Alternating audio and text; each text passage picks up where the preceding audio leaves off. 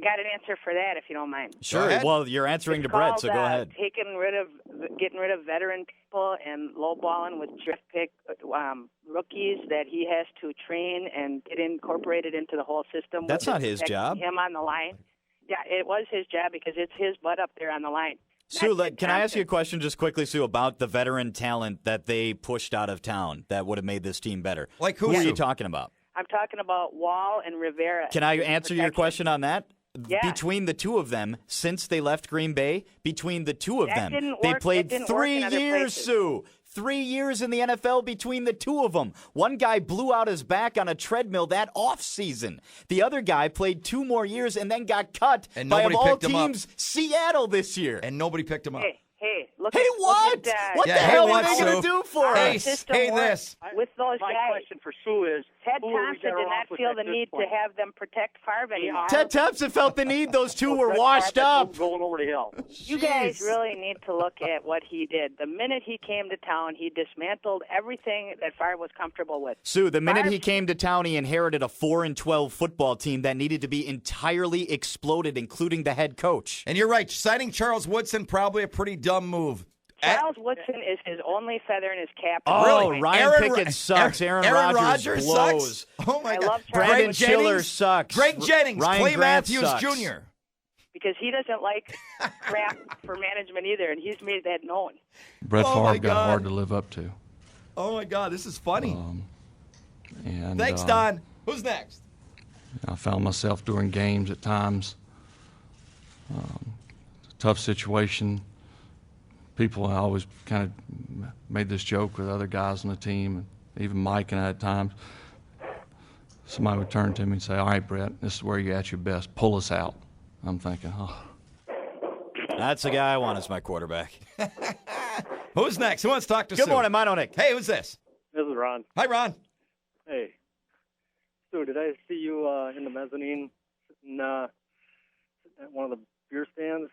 Geez, you made some remarks about casino revenue. I don't know if you know this or not, but we're in a deep recession, nearing depression. That might have something to do with it. And you talked about Chicago apparel sales. Millions of people live in Chicago. You got about 100,000 in Green Bay. I just don't understand how you put this all to Brett Favre. I mean, can you imagine Brett Favre with the rush that Rodgers was under the first half of the year? Can you imagine how many interceptions he would have thrown? I mean, my God, we've seen what he does. He did that as a 12, 16-year veteran. You got a 2-year starter that has more poise than Favre ever had. And if you can't see that, you don't understand football. Thank you, Ron. Sue? Yeah, I hear that, and I'll tell you what. If look at Favre this year with his interceptions and the line that has been acquired for him and the weapons that were put around him, which was never done here. I mean, the last person I remember being drafted or acquired specifically for Favre as a weapon was Terry Glenn, if I'm not mistaken. Oh, my God. Sue, and I mean, that's a long time ago. And everybody else was, Favre, here's these guys, make them work. And that's what his workload that wanted him to retire is about. So here's the mistake. Here's the mistake of that reasoning. Ahman Green really sucked in his day, too, didn't he? Ahman Green was a very hopeful disappointment. He's the leading rusher in franchise history. He's better than Jim Taylor, I'm Paul not Warning. sure you can call the leading rusher in franchise history a disappointment. History. I don't care about that. I'm talking about that's all we're talking about. How can you be a disappointment if you're the leading rusher? You're the best rusher in the history of the team, and he's a disappointment. Okay. Well, why did they get rid of him then? Because they didn't want to pay him. 30. And he was over 30 years old. Overpaid. Big injury problem, like Justin Harrell, a bunch of... Yes, he made a bad draft pick, which Ron Wolf never did. Move on and acquire people, and he Jamal won't do Reynolds that. was a great pick. He will not do that. The Vikings had a guy named Corey Stringer, and they killed him. Who wants to talk to Sue? Oh, boy. That was too bad. I'm sorry about that. That was a very sad Who's thing. next? By the way, Sue, one thing about the strength of schedule this year, the difference in strength of schedule between the Packers and the Minnesota Vikings, 0.0625%. Okay, well, what were those two teams, by the way, that for the Giants and the Panthers that the Packers played? The Packers took on the Tampa Bay Buccaneers. Yeah, that was a good one. Right, and then the Dallas Cowboys, who made the playoffs. Who won a game in the playoffs, who was 11-5. Both teams the Minnesota Vikings faced were 8-8 this year, and they split with those teams. We split with the two teams we different. It's exactly the same thing. Schedule to your calculations, but let's just take the heads-up play then. The Packers against the Vikings. 23-30 losers. That's one right. touchdown. No question about it. 38-26 But don't losers. try throwing. Sue, everything that's we pretty much how it is. But Sue, you know what's funny is everything you throw out, we correct on you. Everything you throw out, and then you just disregard it. Then, so you're saying a lot of fallacies that we're proving wrong, Sue. Just so you know that, I'm not sure you can comprehend that, but just so you know that is what we're doing. Who's next? I want to talk to Jack. Sue. Good morning, Jack. Hi, Jack. Hi. I would love to debate Sue on anything she'd like to bring to the table at this point. Go ahead. So it's an open forum. It's an open forum. Sue, tell me exactly, because I missed the first part of this, what some of the things you've been talking about are, just briefly. Go ahead, Sue. Well, I didn't get the question. I'm sorry. Go ahead and tell him some of the things you feel strongest about. What do I feel strongest about with the in regards to the Packers? Why do you hate the management so much? Oh, well, because, like I say, I live in Brown County. I voted yes for the stadium. I pay the tax on every purchase I make here. I am very committed and involved with. I've been a season ticket holder since my dad passed him on when Dan Devine was the coach to me, and I've loved and traveled all over the country following the Packers.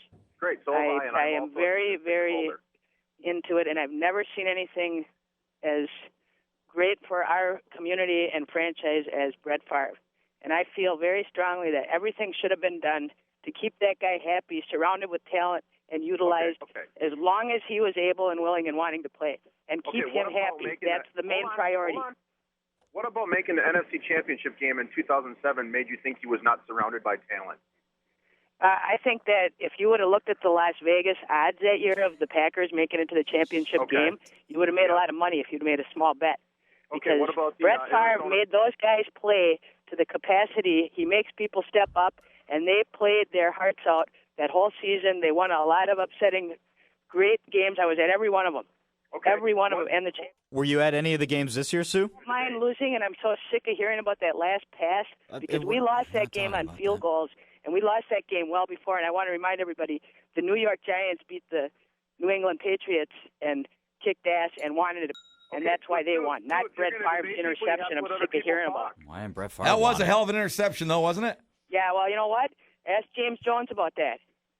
Why? He wasn't the intended receiver. Donald Driver was. He was at the other times. I remember that game play for play. Okay, well, no one will ever convince me otherwise. Oh, that's the one. You know what? You're right. That's the one where James Jones, there's that picture from the end zone where he was wide open on the left side. You're right. That was one when the ball was in his hand and he dropped it straight out. Oh, I thought you meant when I asked him that at the Larry McCarron show, how cold it was that day that he dropped that pass, and he said it was the coldest he ever was in his life. That's funny. Amani and Larry McCarron made me go up there and ask a question because I had my Jets jersey on. Mm-hmm.